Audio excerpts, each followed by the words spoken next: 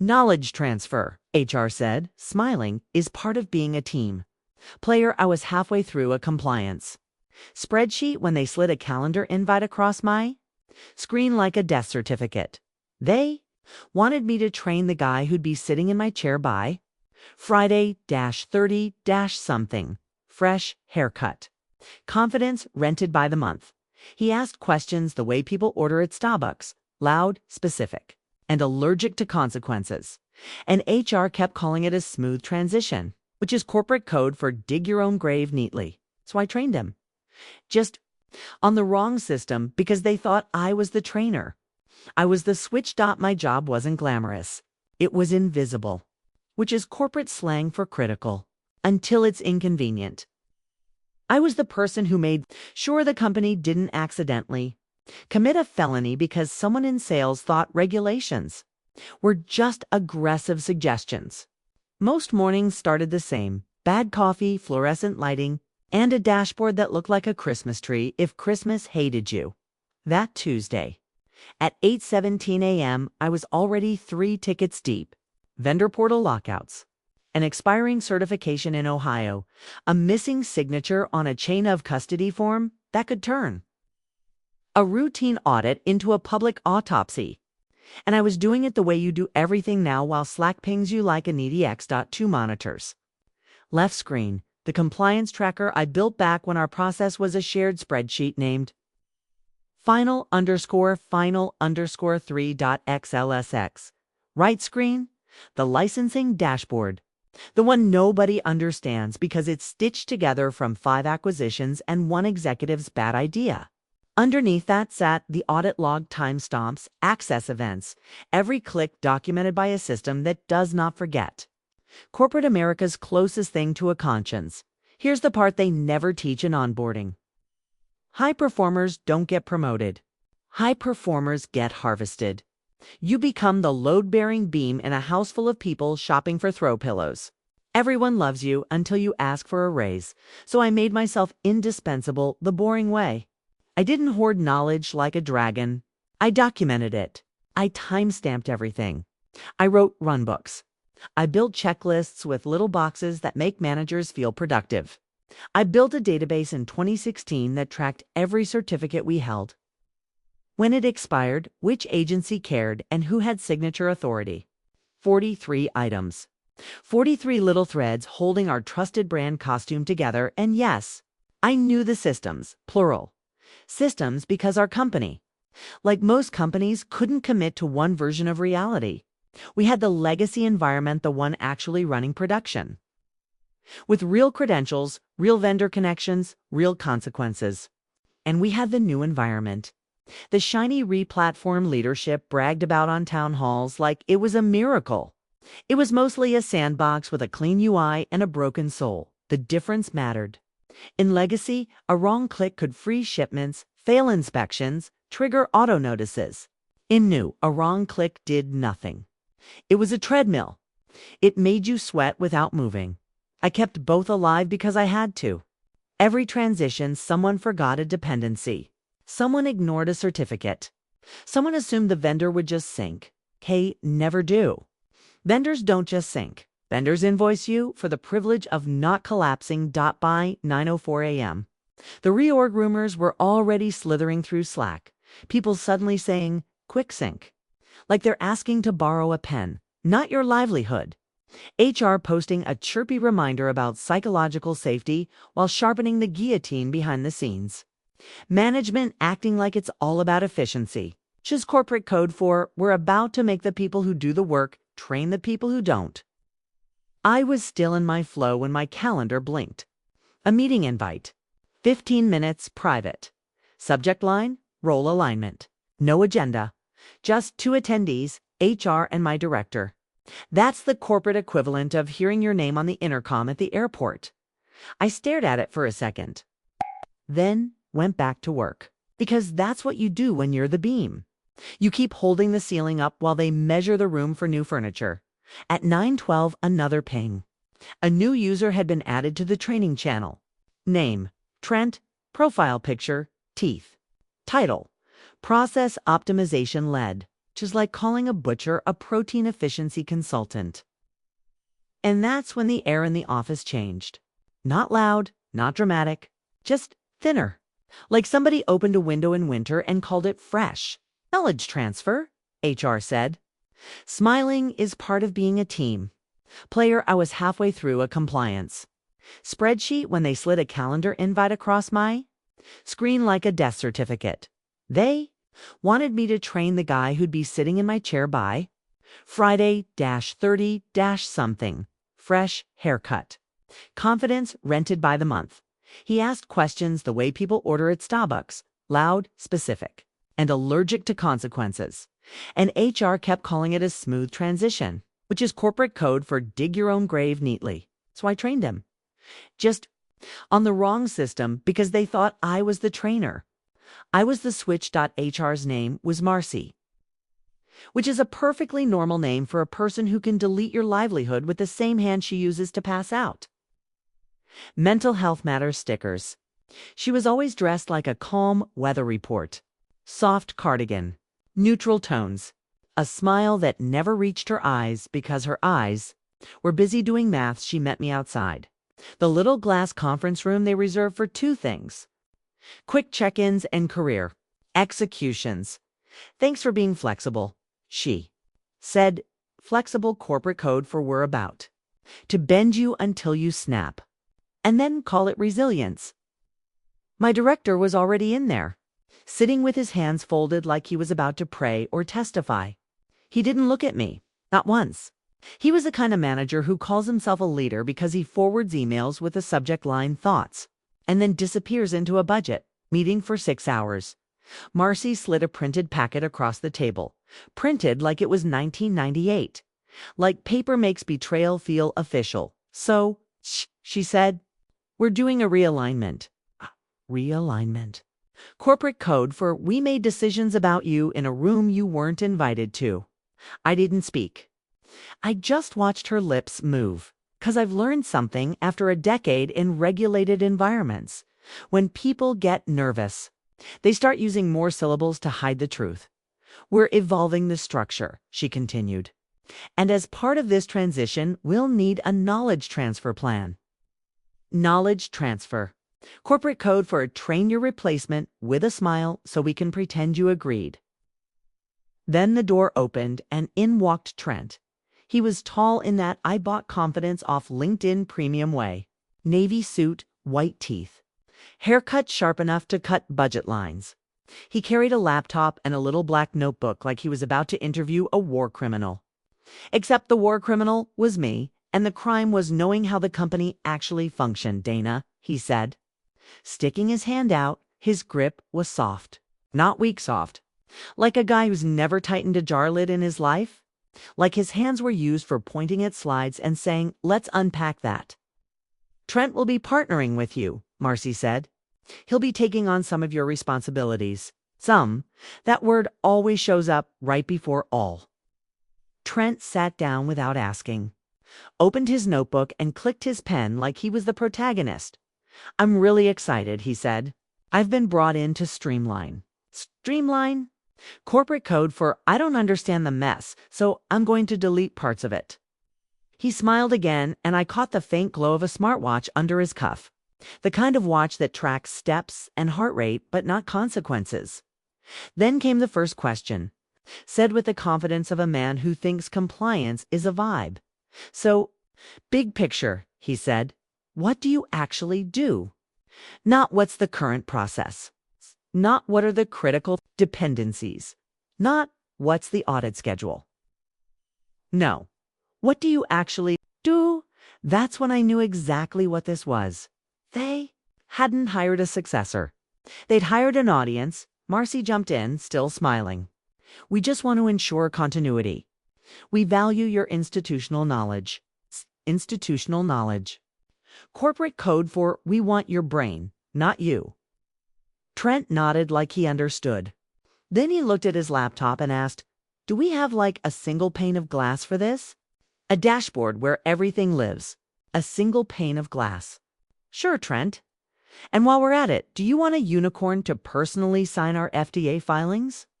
I kept my face neutral, cool as a cucumber in a snowstorm, because I'd seen his type before. The MBA buzzword bro who says agile like it's a spell. The guy who thinks a process is broken if it can't be summarized in 3 bullet points and a motivational quote in Comic Sans. He kept going. Can we automate renewals? Can we offboard the legacy environment? Can we reduce manual timestamps? What's the fastest way to transfer access? Transfer access. There it was. Not learn the system, not respect the system. Transfer control like it's a Netflix password. And here's the thing. Trent wasn't asking to understand. He was asking to replicate. He wasn't curious. He was collecting dot because that's what knowledge transfer really is. It's not mentorship. It's not teamwork. It's a corporate exorcism. They want the value out of you without the inconvenience of you existing. Marcy leaned forward, voice soft. We're hoping you can walk him through the systems you use day to day. Just whatever you think is relevant. Whatever you think is relevant. Translation, if it goes wrong later, it's your fault for not teaching him. Trent smiled again, and I watched him write the first line in his notebook.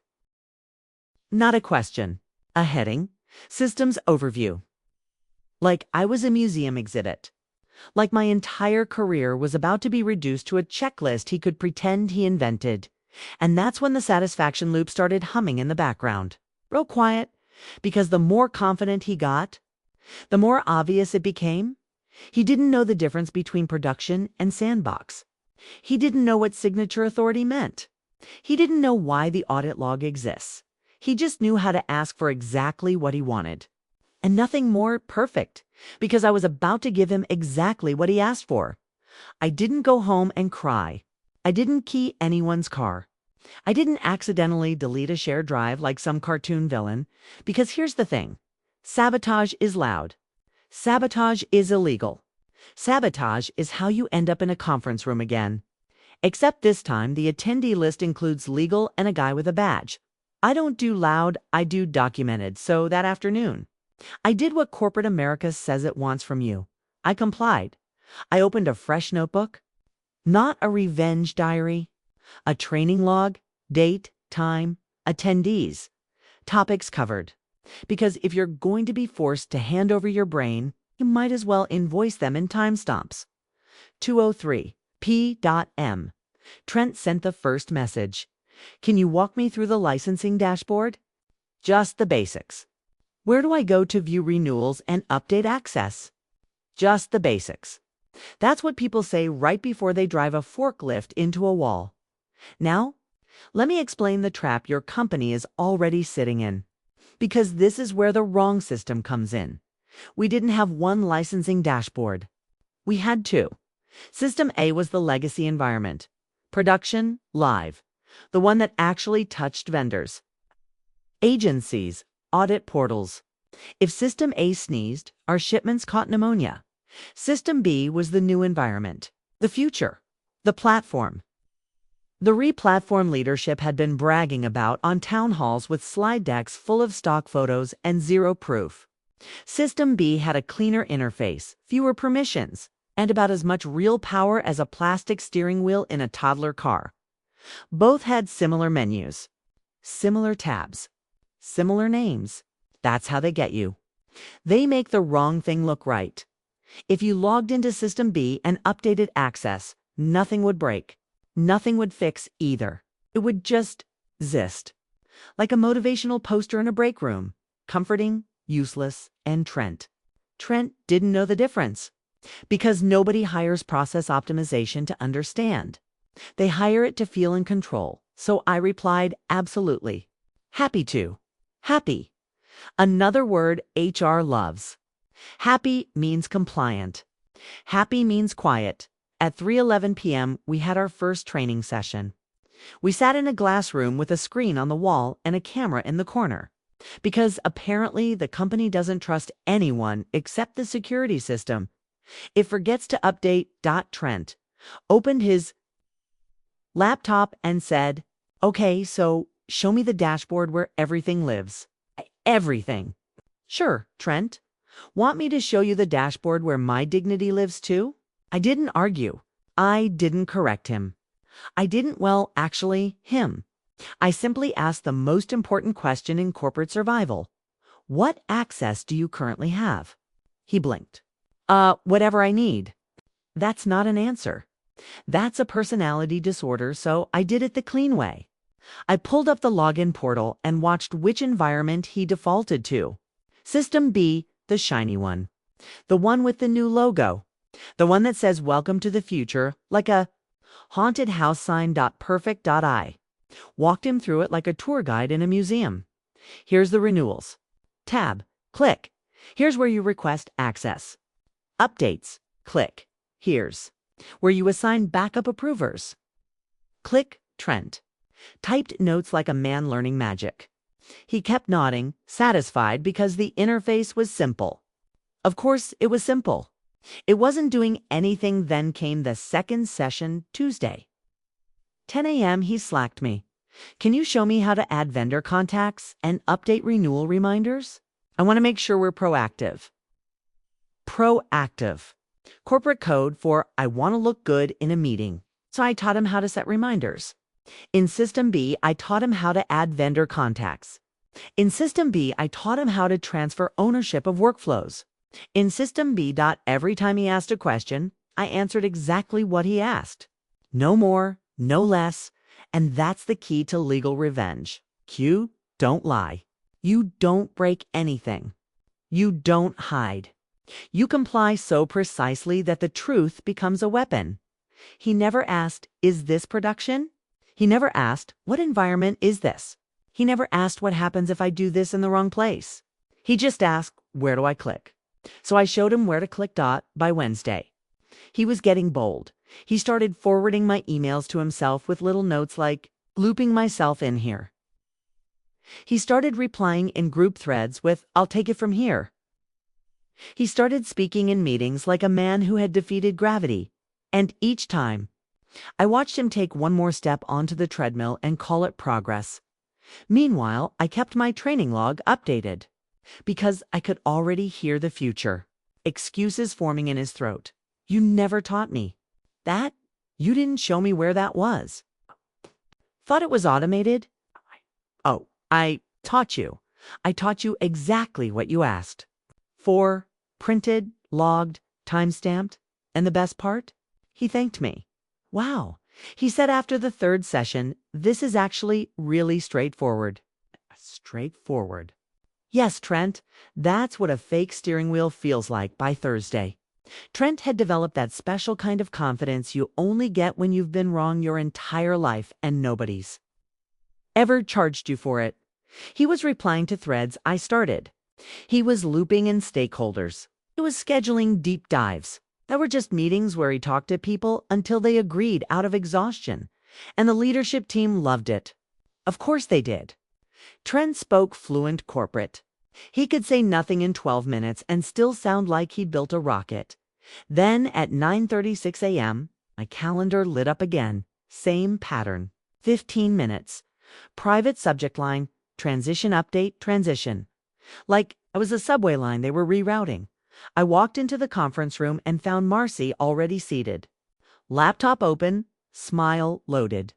My director was there too, staring at his hands like they'd personally betrayed him. Trent sat in the corner, legs crossed, looking at me like a kid watching someone else get grounded. Marcy didn't waste time. She never did. She was efficient in the way a paper shredder is efficient. Dana, she said, we appreciate everything you've done. Appreciate. Corporate code for we are about to do something ugly and want credit for feeling sad. She slid another packet across the table. Printed again. Same font.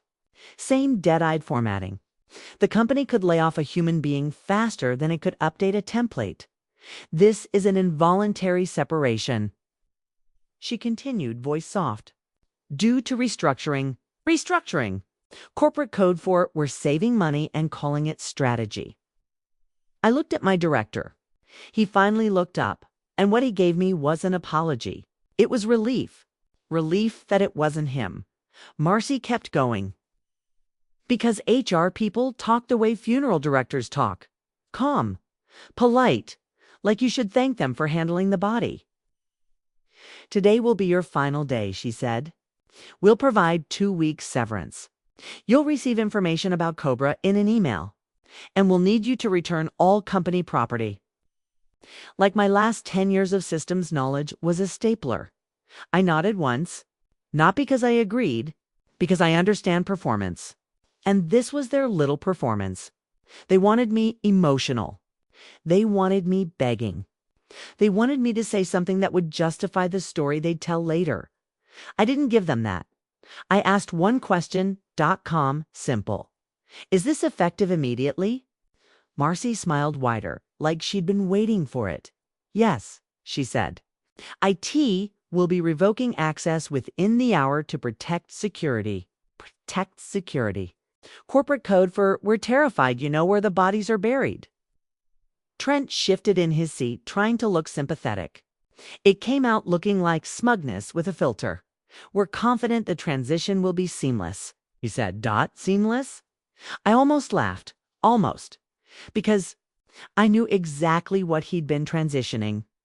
I knew which dashboard he'd been clicking around in. I knew which environment he thought was real. I knew the treadmill he'd been sprinting on, thinking he was covering miles. I signed the paperwork. Not because I was defeated, because I'm not stupid. I didn't argue. I didn't rant.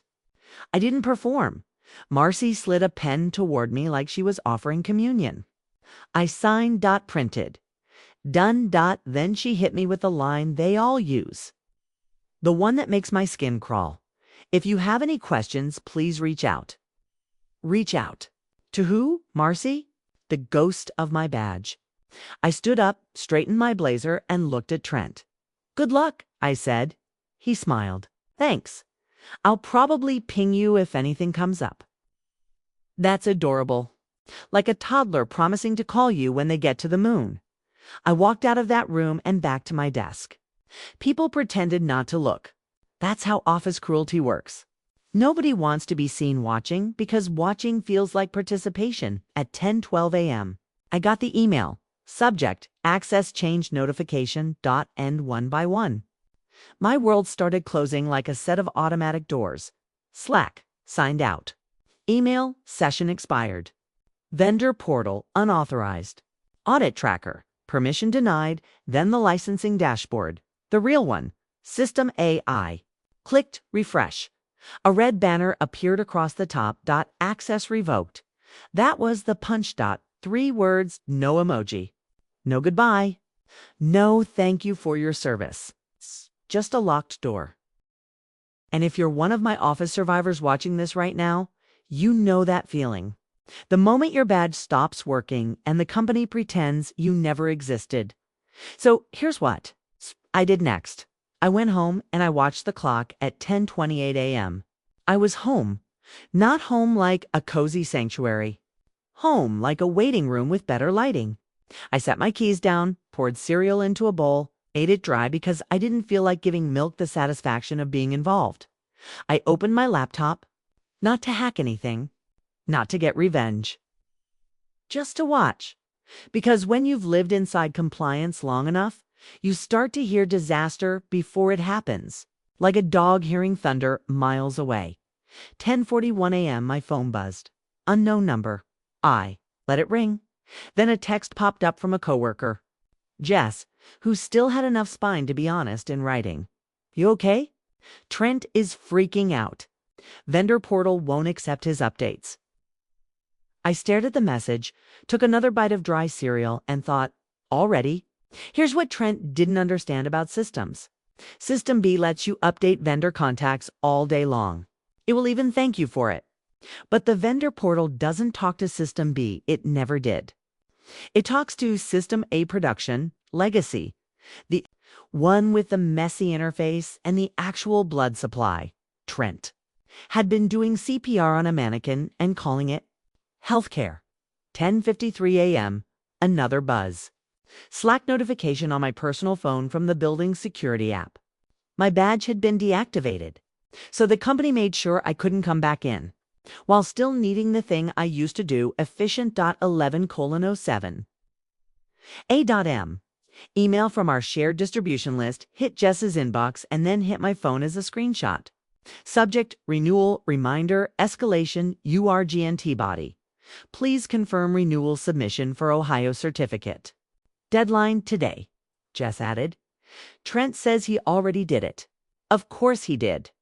He clicked the button. He saved the form. He watched the little green check mark. In System B. In System A. The renewal still sat there like a loaded gun on the table. 11:16 a.m. The second domino dropped. Vendor support replied to Trent's ticket with a sentence that might as well have been a slap. Request must be submitted by registered compliance officer on file. Registered compliance officer on file. That wasn't a title. That was a chain, and the chain was tied to my credentials. 11:24 a.m. Jess again. Another screenshot. A red banner on the vendor portal. Authorization failed. Trent. Eh? In the comments, typing like his fingers were on fire. Why is this happening? We transferred ownership. It's transferred. Like you can Venmo responsibility. 11:38 a.m. The dashboard. The real one. System. A sends an automated health report every hour. It's supposed to be boring, beige background noise. At 11:38, it wasn't beige. It was red.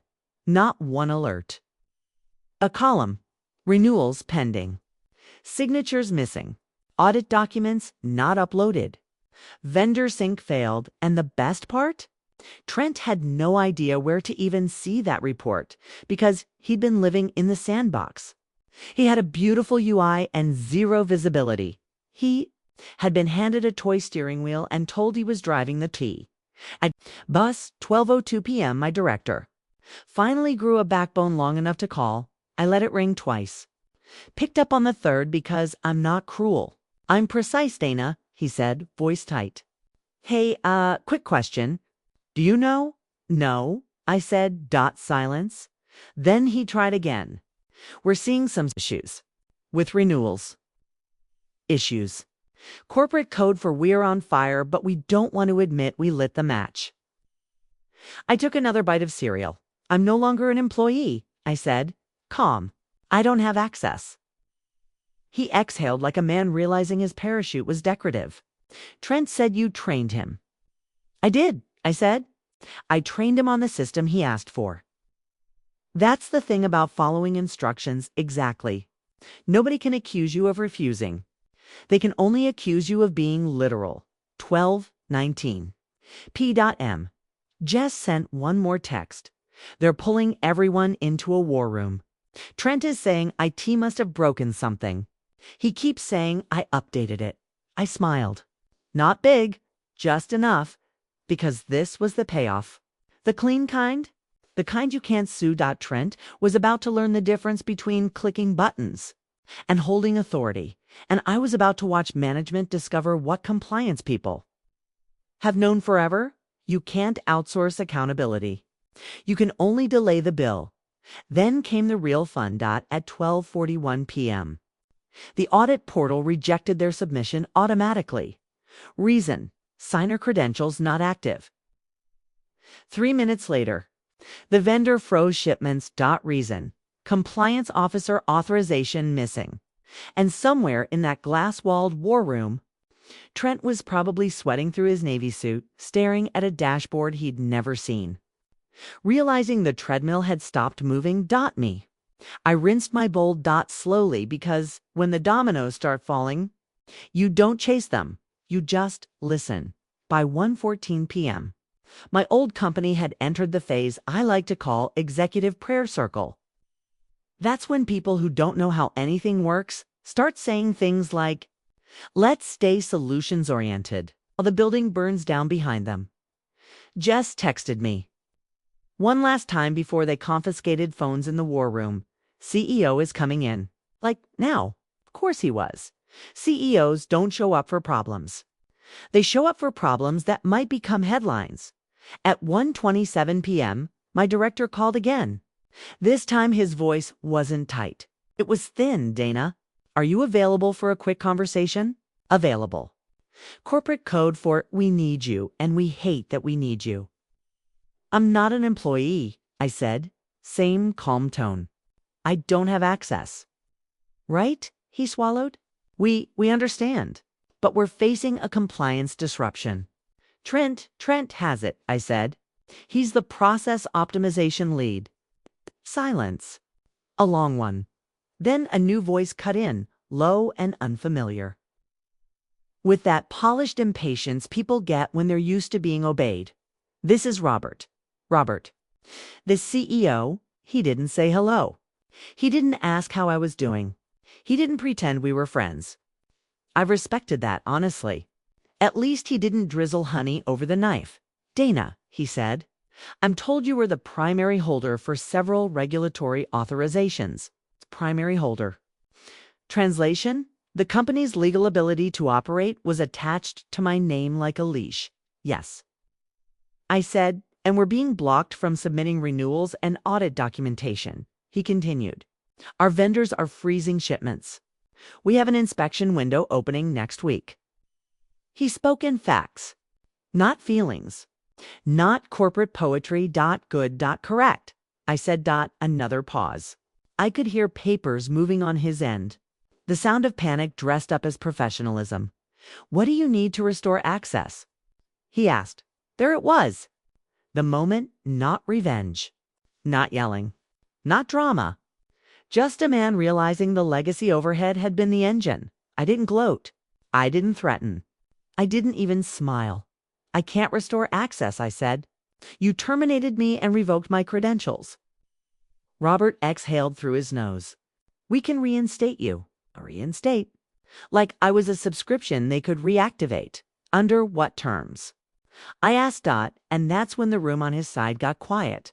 Because the CEO had walked into the part of the building where feelings don't matter. Compliance doesn't care that you're sorry. Regulators don't care that you value people. Vendors don't care that Trent made a pretty dashboard. The system only cares about authority. Robert tried the corporate shortcut. We can offer a consulting agreement, he said quickly. Short term. To stabilize operations, consulting. Corporate code for we want the benefit without the accountability.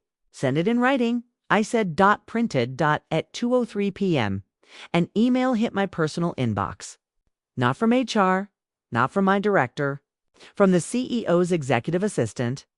Subject line, urgent consulting agreement. And attached to it was a rushed 2-page contract that read like it was written by a man typing with one hand while the other hand holds a fire extinguisher. I read it once, then twice, because here's what people don't understand about folks like me. I don't get emotional. I get specific. The agreement had a term, a rate, a scope, and one line that made me laugh out loud. Consultant will assist with knowledge transfer and system access transition. Knowledge transfer, still clinging to that lie, like a security blanket. I replied with one sentence. I will provide compliance stabilization services only. No knowledge transfer. 3 minutes later, the assistant replied, accepted. That's how fast culture disappears when money starts bleeding. At 2:19 p.m., I received a temporary vendor authorization token. Not full access. Not my old role. Just enough to stop the hemorrhage. I logged in. Not to System B, not to the sandbox treadmill. System A. Production. And within 10 minutes. I did what Trent couldn't do in 3 days. I submitted the renewal. I restored vendor contact authorization. I uploaded the correct audit documents with the correct signer credentials. The dashboard didn't turn green because of strategy. It turned green because the right name was attached to the right action. At 2:47 p.m., Jess texted again. Trent just got escorted out of the war room. Like, physically. Of course he did. He'd promised a seamless transition. He'd trained on the wrong future. And now the present was collecting its debt. The aftermath came quietly.